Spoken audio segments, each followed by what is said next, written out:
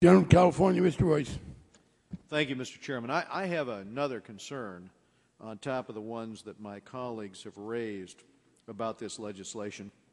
I do think they're right. I do think that this is going to facilitate, it's going to lead to permanent bailout authority. I think they're correct when they say that this is going to institutionalize too big to fail. But the other aspect of what this legislation will do, which I would like to have members focused on, is the disconcerting nature of how this would lead to a concentration of power. And, you know, regulators under this, they can rescue some companies and liquidate others.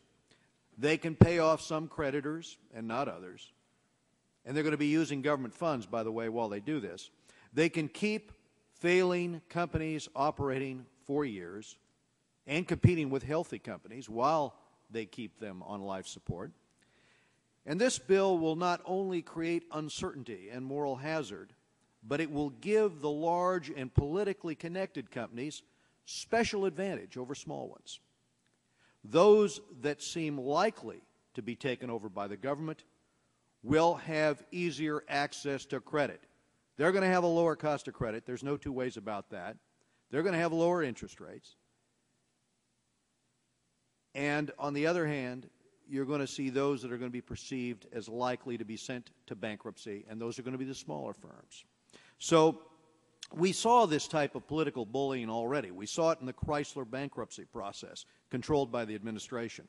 It was their desire to usurp the clearly defined rules of the road to reward their political allies. Those rules of the road are essential in understanding the underlying value of an investment.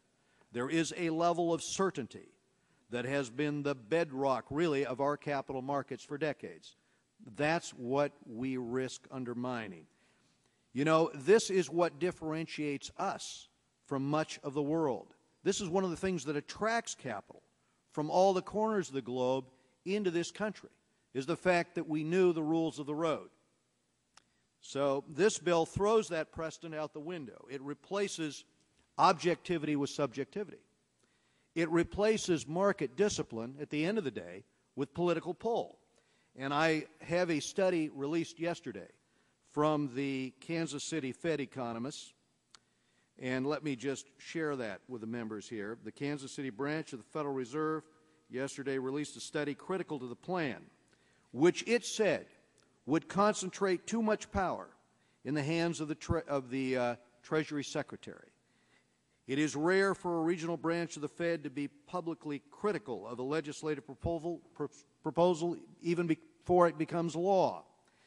But the analysis written by the Kansas City Fed economists said that allowing the Treasury Secretary to determine which large financial firms are systematically risky and when a firm is in danger of default could lead to their, quote, greater political interference. And political interference into the market is something that I think all of us need to be concerned about.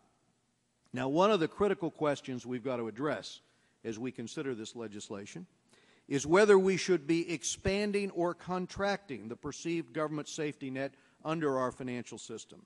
Certainly there are market distortions and unintended consequences whenever you expand that notion that the government is both adequately overseeing a certain portion of the market and will be there to save those that operate in that space. But let's go back to a study by the Richmond Federal Reserve. They pointed out that roughly half of our financial system had some degree of government backing, whether that was implicit or explicit, and that was a decade ago, in 1999. The drastic steps taken by the federal government over the past 18 months have increased that safety net, which means we're working against a precedent. We are in a position of attempting to convey to the markets that the last 18 months was just an aberration. Unfortunately, I'm afraid that we're compounding the problem with this legislation. We are expanding that perceived safety net as well as the explicit safety net. We are signaling to the market that those regulators tasked with protecting our financial system in the past will do a better job going forward. That's what we're trying to signal. And when they fail the next time around, we will have handed them the keys to the safe. They will dictate who wins and who loses, and I think this is a dangerous path to take, and that's what the Fed economists at the Federal Reserve are trying to tell us. Thank you, Mr. Chairman. I yield back. Gentleman from California.